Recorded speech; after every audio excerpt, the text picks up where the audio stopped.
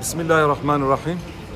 Değerli kardeşlerim, şu an Tunus'tayız. Biliyorsunuz Global Sumut filosuyla inşallah Gazze'ye merhamet yelkenini, insanlık yelkenini açacağız.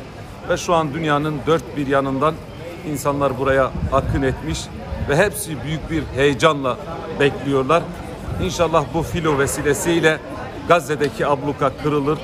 Gazze'deki o mazlum çocuklara, o insanlara insani yardım ulaştırılır ve en önemlisi Filistin'deki bu soykırım biter diye ümit ediyoruz.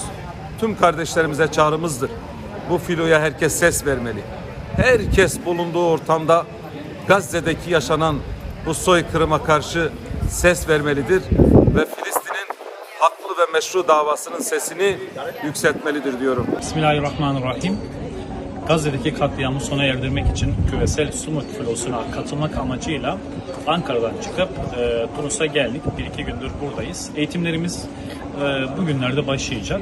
Birkaç gün sürecek ve buradan Barcelona'dan gelen, diğer ülkelerden gelen filoların da katılımıyla birlikte hep birlikte Gazze'deki bu vahşi soykırımı, vahşi ablukayı kırmak için hep birlikte yola çıkacağız.